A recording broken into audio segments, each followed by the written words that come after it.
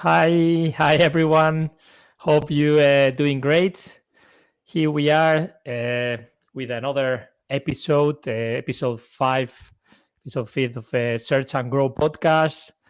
Today with another guest, a new guest, Josep Maria Felip. To keep it short, JM. And yeah, before we start, we obviously want to thank everyone for listening and watching, and for we want to thank I want to thank our main sponsor, official sponsor, SE Ranking, which is an SEO tool, all-in-one SEO tool to do things like keyword research, competitor analysis, SEO audit, not in a very technical way, but SEO easy, quick SEO audits, overviews, and many other things. So you can try the tool for free, 30 days, with our link in the comments description. And without further ado, let's get started. Hello, Josep. Thank you so much for being here, being a part of the podcast, and for accepting my invite. And yeah, he's an SEO manager at Learning Technologies Group, and he's going to tell more about his story. But and we are going to talk about a few SEO Untapped SEO strategies, which is going to be great, and some other things as well. So to start with, just tell people a bit more about you and how did you get into SEO? Yeah, hello. Thank you for having me here, Toni. Yeah, so like many people starting in SEO, I started several years ago, like in 2006. Well, the story goes around 2006 in the digital world, like in business digital world. But in SEO, I started a little bit later. So my story is that I started in the family business. Then within the family business, I created a website to showcase all the, you know, all the products. And one of the section was wallpaper, like very fancy wallpaper, um, expensive. And from it was a great success, and I had a lot of people asking me for that wallpaper. A lot of people coming to the shop, and I thought, this is going to be this became manageable, and then um, me and my wife, partner partner in life and in crime as well, we decided to to put an e-commerce to sell the wallpaper, and this is how we started. How it started as well. It was wallpaper, normal wallpaper, and digital wallpaper. And then at that time, this was May 2006, there was no one selling wallpaper in Spain. So we were the first wallpaper online in Spain. It was what we call an ocean, a blue ocean. It's called now a blue ocean. It was a niche, but we started that niche, and from from there on, uh, it was like, okay, you have your site here. The developers built our site, and they gave us a tool called Google Analytics, and they told us, here you can see where your traffic is coming from. Oh, by the way, we have done a backdoor for the SEO, and I was okay. Don't know what you're talking about, but yeah, okay. So what's that for? Yeah, because then you're gonna get on top of this listing called Google, and you're gonna get a lot of traffic. Yeah, that was it. Sounds good. So yeah, but it was really really good. We were getting a lot of traffic, and since that moment on until we closed the shop, we never spent a dime in Google Ads.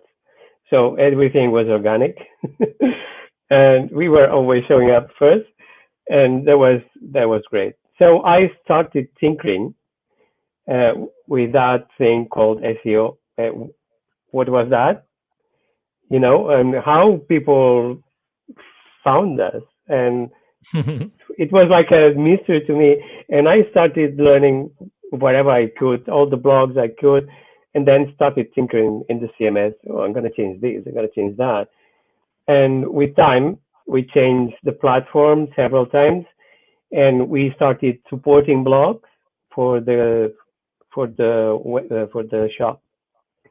And then with time, we started to do more blogs. And in 2008 or 2009, I started to sell my services as an SEO as well. Uh, just what I have learned, I'm gonna use it to help other people, and that was the starting. Then in 2000, after 2009 or 2008, that was the crisis that hit us, and yeah, we started doing several little e-commerce, very niche as well, several more blogs and a mini agency to sell SEO services and content services. And then in 2014, we decided to come here to the UK. And here is where I got my diploma in digital marketing, and I started to work first in the travel sector, and then in an agency, and now at Learning Technologies Group. This is more or less my story. No, it's a great, very, very interestingly. You moved same year as me. Oh, UK, right. yeah. You to Yeah, two different places, but then 2014, exactly the same, Yeah. And it's also obviously interesting how most people get into SEO sometimes because they build a project online and then accidentally they found how powerful it is and how they can get, and then it's the same. I mean, you get interested about learning more, and then you try testing things, and then you grow, Well, and then you dedicate yourself to when testing things, I got my fair share of Google penalties. So that I can tell you that's a very good way to to learn in SEO. So just tinkering and doing things that you shouldn't do, but you learn fast. Follow Google guidelines. yeah. I think we're not going to say that today exactly. We'll keep it privately for a one-to-one beer sometime. Probably is best. Very cool. So in terms of today, obviously going to focus on some SEO strategies, some untapped SEO strategies, so sometimes SEO strategies that are not as are overlooked, or people not pay as much attention, and they could actually get improve things by focusing on those. What tactics would you like to share with the audience? Yeah, that's interesting. One of my favorite, let's say, tactics, and I see sometimes it's quite overlooked, is working on your internal linking, and trying to create a good mesh of internal linking in a very strategic way. So to do so, it's interesting to know that I mean everyone knows that everything internal links are important, and you might think, okay, but all my pages are interlinked because I have a very nice nav menu, or I have the footer full of links. Okay, that's great. That's a good way to interlink as well. However, not all the links are created equal. That's something some people might forget or I don't know. And even though Google may say, we don't care as long as it is a link, and this is right. But just I want to be a bit more technical here, just a bit. So I explain how or why you should do the internal linking in a very specific way. So it all boils down to how the Google algorithm works. So basically, in the most fundamental way, it works like by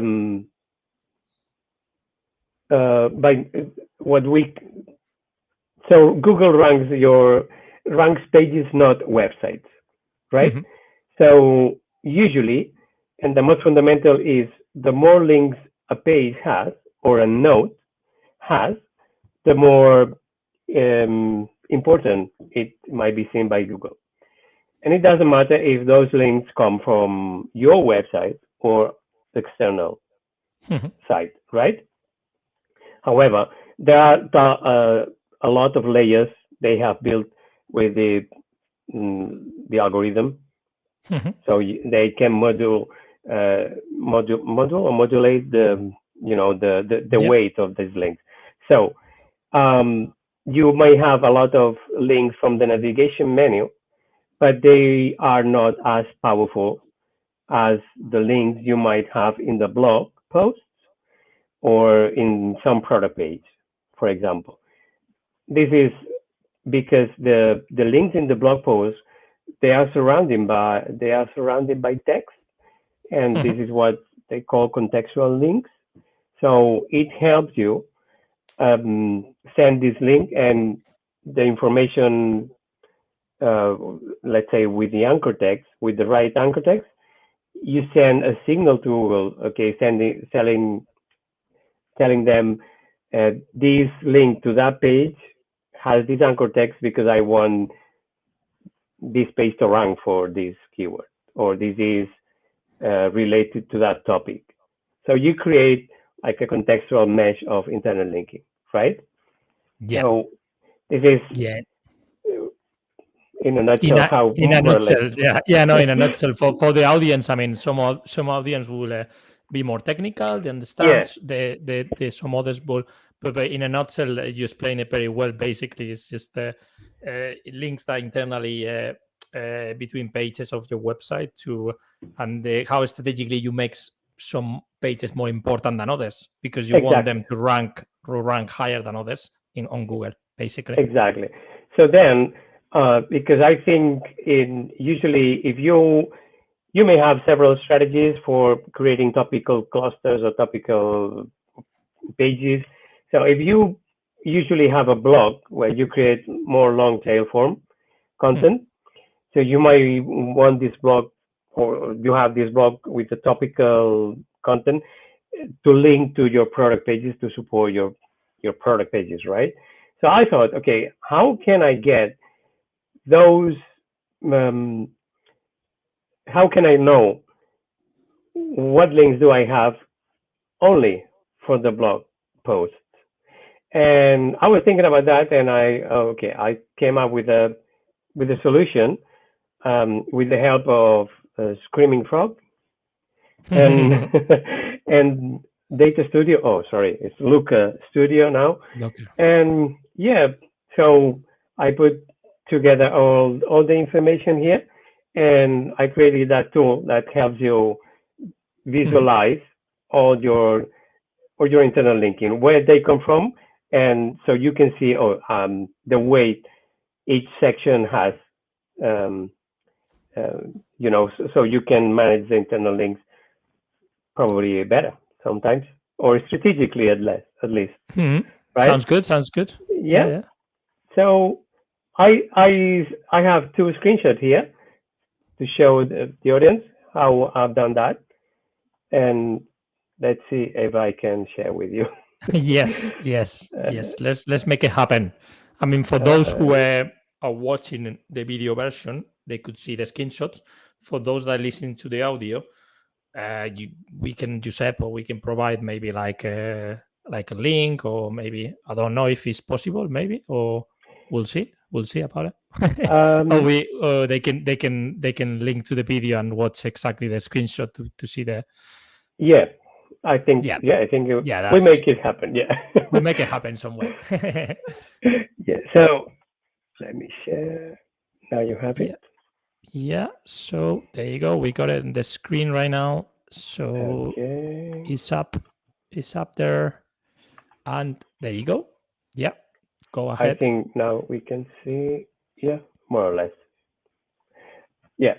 So what I've created is with the crow, with the screaming frog, you have an option to select the link positions, and by default they offer you the link positions for the links on the nav menu, that's the header, on the content page, on the sidebar sometimes, and on the footer. So that sometimes that works okay, but I wanted to be more specific because I wanted the content just from the blog. So then you can go there and create your own position just by setting the class or by setting the link path. This is a bit technical, but you can find this information in Screaming Frog site, or maybe we can explain another day more in detail. Of course. So then I got a spreadsheet, and I connected that spreadsheet to Data Studio, Looker Studio. I don't get used to it. And then so I created that like this pivot table, so you can see the focus URL. Where do you want to focus? Your destination URL appears here, and for privacy reasons, this is blurred now. So this is all the links you have, all your internal links. Where do the links come from? The anchor text of that link.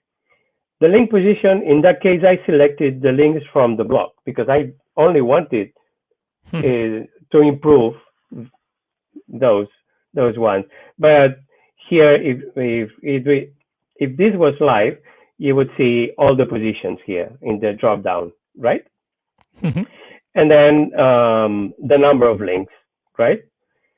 So that way you can see instantly if you don't have a variety of links, or because if you have always the same anchor text, that's not good. So you want a variety of anchor text. So you can start working, and then you go click here and you go to that page and you modify your anchor text or whatever you want to do that. And the other one, it's that one here. I lost your audio for some reason. Can you hear me? No? No? I don't know what happened with the audio. One sec. So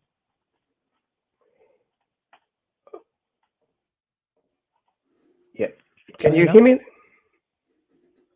Yeah, can you hear me now? Is it your microphone? It's my microphone. It might be the microphone or your headphones. Yeah. Can you hear me now? Okay, let's go to plan B. It's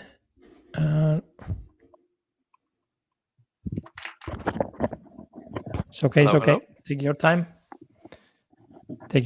See with the. Okay. Now, can you hear me now? Not for a reason. I don't know why. Can you hear me? I can hear you. It might be 1 second. See if it's me. Apologize, everyone. Just trying to get the. No. I don't know why I lost you. You can still see. Okay, 1 sec. Can you hear me now? Hello? Yeah, can you hear me now? Can you hear me? I cannot hear you. Okay, let's go to plan C. So we maybe I'll join again. The solution is maybe I'll remove from the stream and then you join again. Just 1 sec.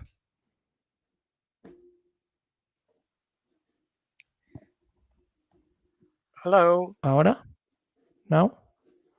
Yeah. Hello. Can you hear me? Oh no. Oh, okay. Okay. ¿Sí? Okay, okay. Hello? Can you hear me now? Can you hear me? No? Can you hear me now? Mm-mm.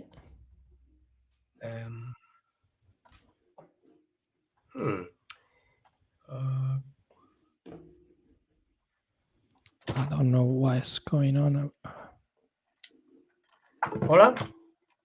Ahora. Now. Can you hear me now? Yes. We're back now. I can't hear you. Can you know? I can't. Can you know? Oh. Oh my goodness. Okay. So, Audio.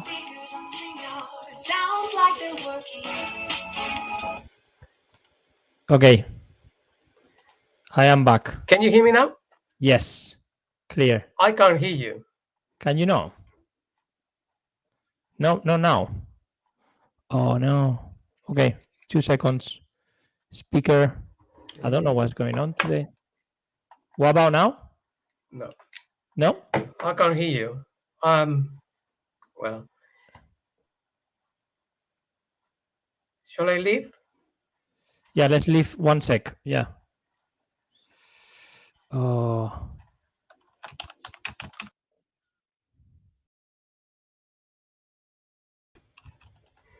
Ahora?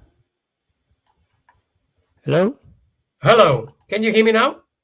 Yes. Okay, fantastic. We are back. Sorry Okay. about that. We'll cut that. We edit that out. Those 2 minutes of I don't know what just happened. First time. Things happen with live sometimes. It's okay. Yeah. It's okay. We'll continue with your presentation of internal linking and you showing the second screenshot with the anchor text. So go ahead and sorry about the technical issues. Yeah. Technology works in mysterious ways sometimes. So yeah, and the second part of this, the second screen, which is in the same Data Studio report, it's the distribution of your links and your anchor text. So sorry, the distribution of your anchor text.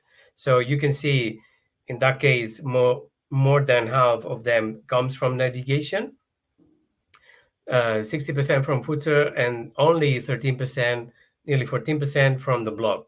So then you can see which one is the prevalent one, and you might want to see what you have to change. So in the live version, when you click on one of these triangles, then the anchor text changes and it shows only the anchor text for that sector.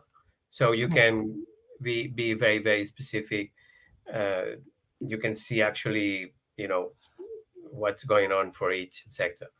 And it really helps you to focus and to understand your internal linking and work consequently with that. Yeah, it's pretty looks pretty useful, and yeah, the thing sometimes is about how you make it easy to analyze the data to see the data in using tools like obviously external tools, and in this case you use the Screaming Frog and Locker Studio, which was Google Data Studio. So you just link together, right? So if people understand, you just export information from Screaming Frog and then particular web, and then link directly with the that's pretty cool. I mean, that's proper golden, mate. You I know. I'm gonna ask you for the data studio template later. Yeah, definitely. Yeah. I can't share it here, but yeah, we can share it No, later. yeah, In a we'll link or talk something. about Yeah, later. it's Yeah, quite cool. very And cool. useful. I mean, Very it's useful. Yeah. Very useful. Very useful. Thanks for sharing. Yeah, no problem. Yeah, very much appreciated. So changing a bit the subject, continue obviously with SEO and the search world, but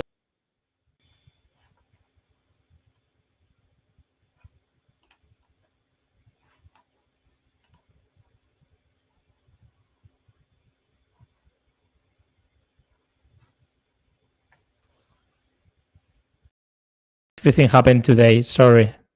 Yeah. Sorry. With the I was saying it's technical issues today.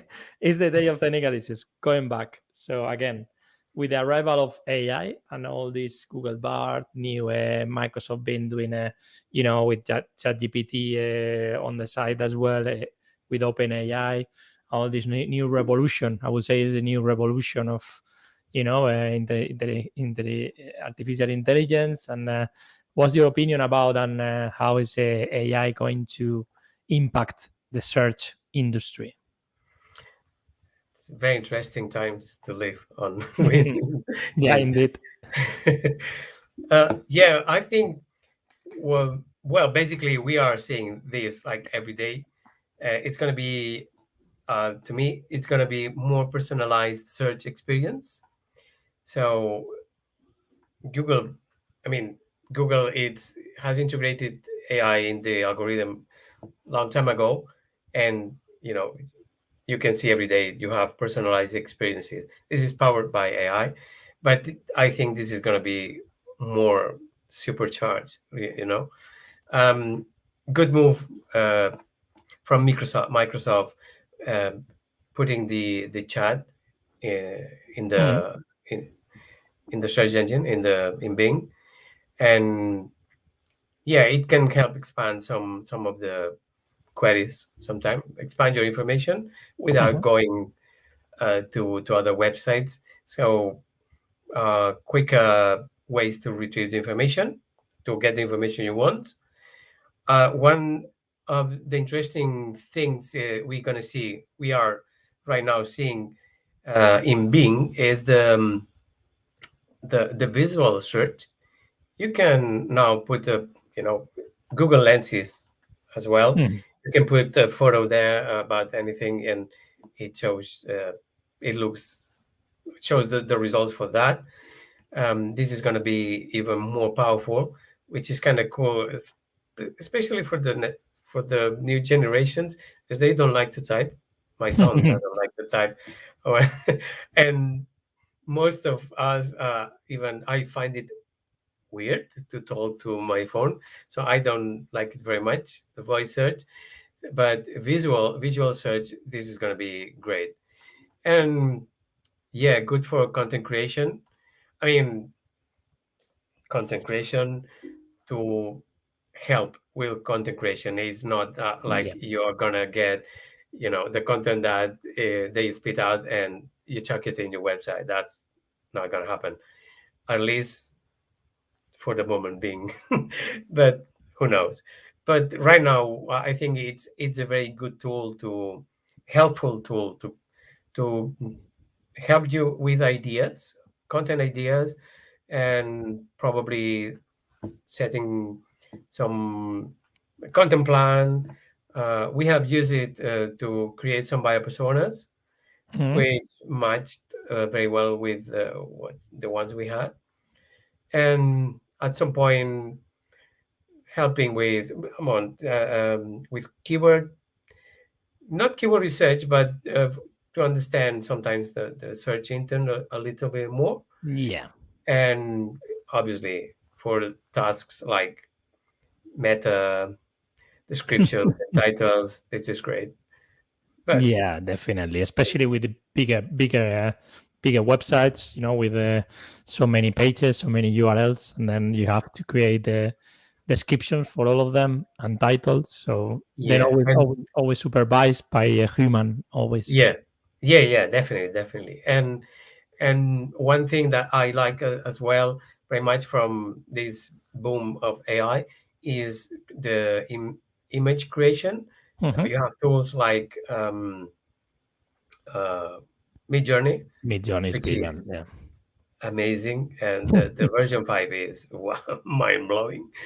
And so yeah, probably you don't have to go to get images from the bank image of somewhere. You just can ask for a custom image for you, and It's that's it. interesting because the other day my wife is a teacher, and then she needed to create a character for a class. They were talking about characters, so we went on the Mid Journey and then explained the character, and then he designed an image of that fiction, character. It took a little while, to create the proper prompt and explain. But then we got some sort of character, fictional, and then use it for the class. So it's very useful, isn't it? I mean, for a world in general, not only SEO. Yeah, it's awesome. I mean, I think I reckon a new class of worker is going to emerge right now. It's going to be the prompter, the AI prompter. The prompter, yeah. Because at the end of the day, I mean, the better your prompt is, the better the outcome, right? It's like shit in, shit out, Prompt SEO. Prompt SEO. Yeah. Prompt SEO. Yeah. Expert SEO prompter. SEO. Oh my god, that's good. That's good. Yeah. I totally agree with you on all the. It's good for us to live in this moment, to be honest, because it's a good. I dislike the people that are trying to take advantage, saying that create a new this with like all these Twitter people trying to take to take advantage and ChatGPT creators, but apart from that, it's all positive. It's all good news. Yeah. So, in terms of talking about more your experience, you worked as a consultant before. You're now working in house. What SEO areas are key to work on, and what departments are more involved when you work in a company with an SEO department and different areas? Yeah, based on my experience, UX is one of the most interesting areas to work on.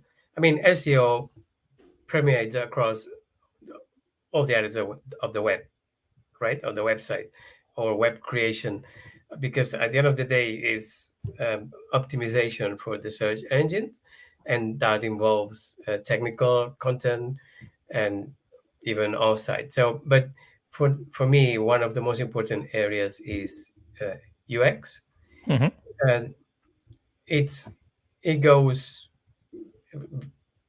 intimately, with SEO.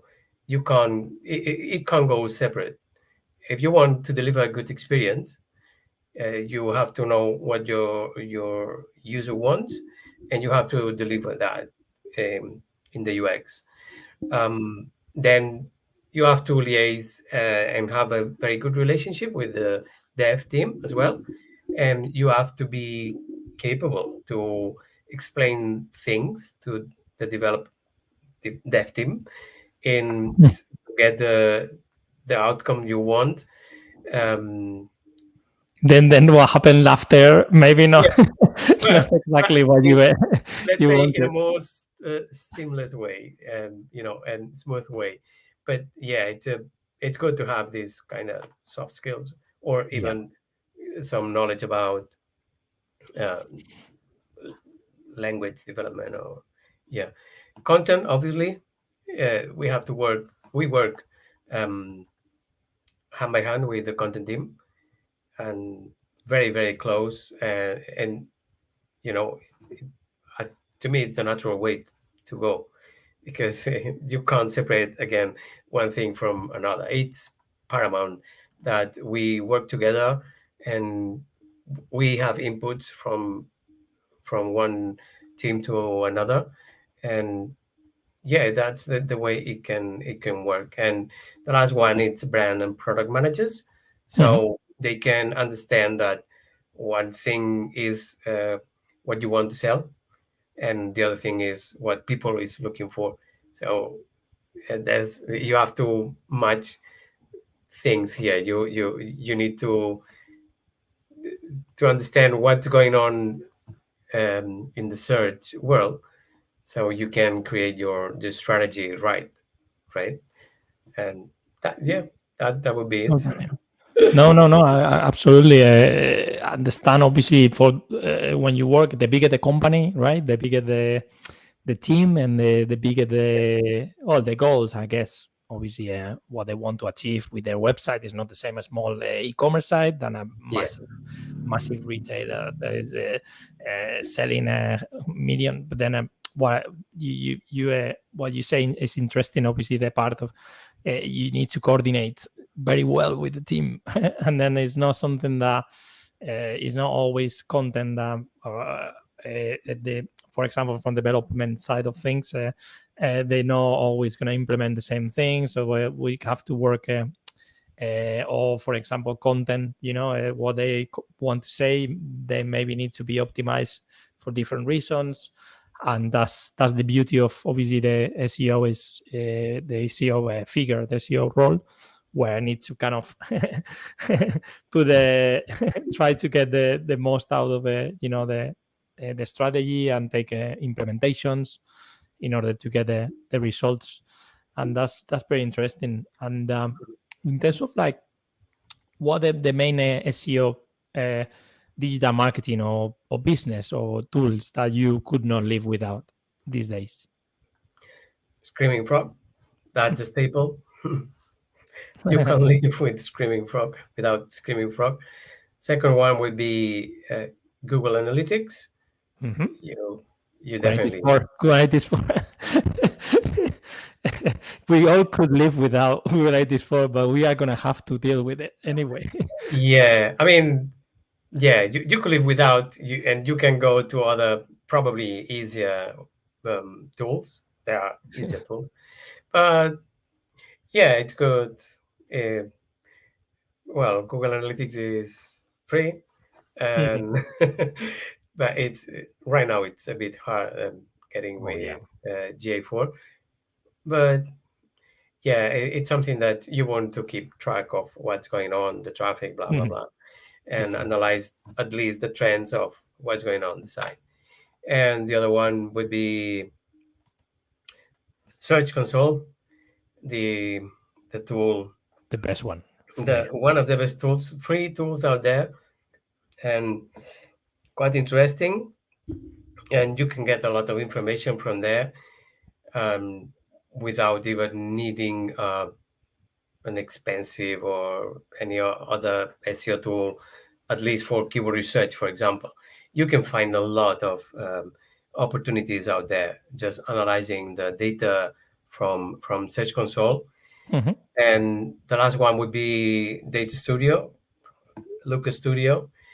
And it's great, absolutely great to analyze data, to visualize data usually in a more easier way than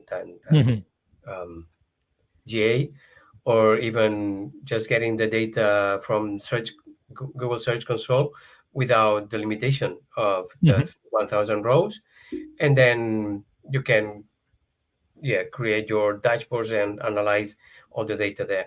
That would be my my most important. Yeah, no, your toolkit is great. I mean, it's actually the ones that I could not live without.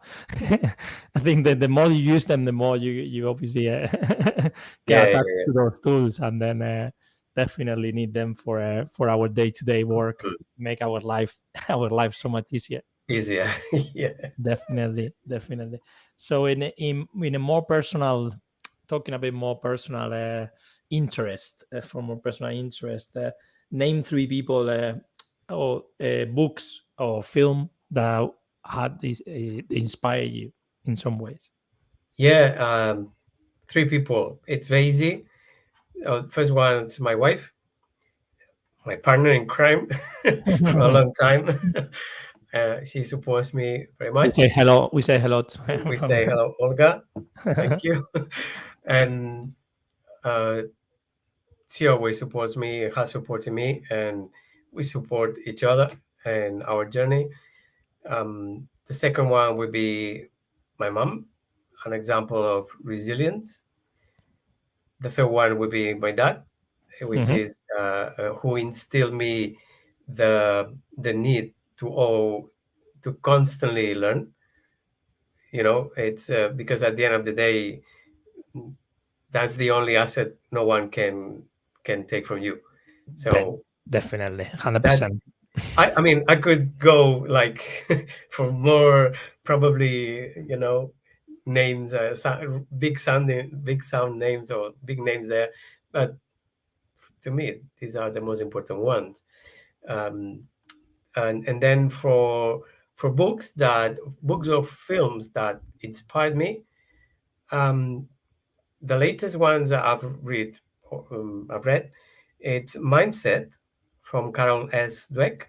This is a Hmm. book very interesting about overcoming your limitations, about learning, um, or sometimes to shaking off this imposter syndrome, Hmm. Hmm. because it's a fantastic book. Really, it's more than 10 years old probably, but Hmm. it's a book I recommend very much. The second book is The Power of Habits Hmm. from Charles Duhigg, I think, and it's uh, it's enlightening. I mean, once you know how your habits are formed, then you can start changing them in a very conscious way, and it helps you transform your life if you want. So, I think it's a very powerful book. And the last one would be a film for me, inspired. Um, it's not that probably that inspired for some people, but to me, it's It's your own, yeah, yeah, a very interesting film. It's Interstellar, yeah, and because I like the director Christopher Nolan, yeah. Me but too. the film itself, it's quite, um, it gives you some food for thought, about several topics, but the main one, which is what all the things people can do for love at the end of all, for your loved ones. Yeah. It's quite nice, a nice story and inspiring as well. Yeah, Yeah, it's a great film, great film. yeah, Actually, yeah, I like Christopher Nolan as well. I mean, I love that you obviously say your family is the first inspiration, because at the end of the day, I mean, it's always family first, and we can be inspired by many marketers, many, but then absolutely. the people that we deal support each other day by day. That's the family, and that's the ones that we get inspired. We inspire each other and And you get the example from, yeah, we'll yeah. move together forward. Yeah, definitely. We say, Mhm. "Oh, Michael Jordan, whatever." Oh, Yes, that's yeah, good. That's they good. Yeah, are, but they know as strong as could be someone is part of yeah. our lives, in Mhm. some way. Amazing, amazing, Giuseppe. So we Thank coming you. to the end. Very, very, very. Yeah, it's been. I mean, it's been very nice to be honest, and so. Thank you. Yeah, I enjoy it. I mean, talking to you, and we're gonna talk very soon next month. So face to Okay. face, which I'm looking forward to that as well. So if anyone is listening, we're gonna go to Brighton SEO. So if you're gonna go there, pop reach out to us and we can connect. Yeah, and social Yeah, media and connect absolutely. there. Yeah, it'll be nice Reach to out to connect us. with We people can there. meet. Definitely. And what do you recommend people to learn SEO? Um, Usually, well, follow this podcast. That would be a good one. Thank To me, it was important it was really good to know about the origin. So I recommend very much to read the Art of SEO, the book Mhm, from Eric Enge. I don't know how it's pronounced. mhm. Ryan Fishkin and JC Stricchiola.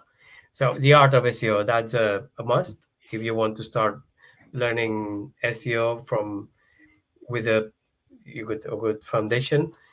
I would say Aleida Solis.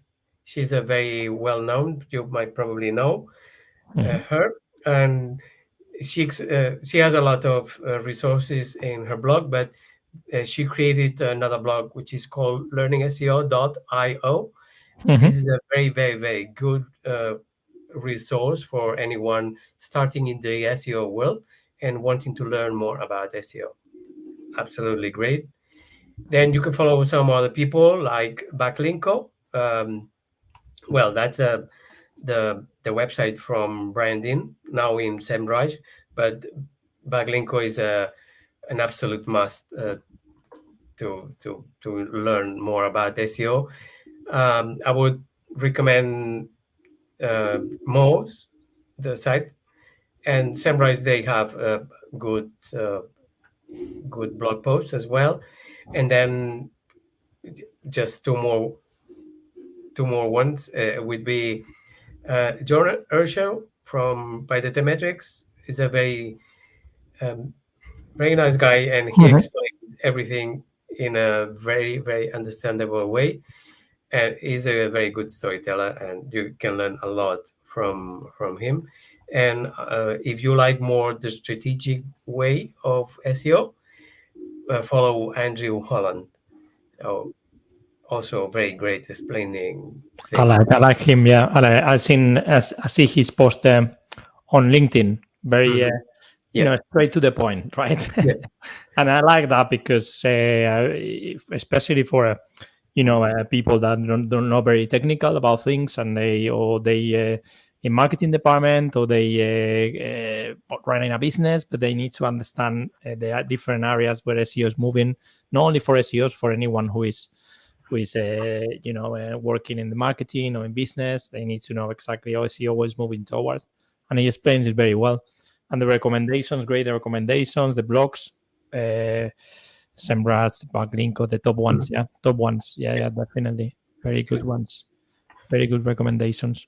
So and we have come to the end of this amazing podcast episode with Josep. We like to thank again, obviously, him for sharing his story, sharing some of his knowledge as well, which you hope you find very, very interesting, as I did, with even with the screenshots of Locker Studio, internal linking. Very good stuff. Very good stuff. Honestly, thank you so much. I'd like to thank also our sponsor, the SEO tool, SE Ranking. And tell people, Josep, how they can find you and follow you, social media, to reach out to you. Yeah, they can find me on LinkedIn, linkedin.com/Ian JM Felip. That's my address. And I am on Twitter. My handle is JM Felip as well. And I don't post very much, but you can reach. So these are my two main. Brilliant. I recommend everyone to obviously definitely connect with Josep on LinkedIn, and follow him on Twitter, and obviously we'll leave the details on the description as well of information and everything, some description of what we shared today, for more information for anyone. And thanks everyone. Thanks Josep, and take care. Bye. See you soon. You. Thank you so much. Bye. Thank you everyone. Cheers. Bye. Bye.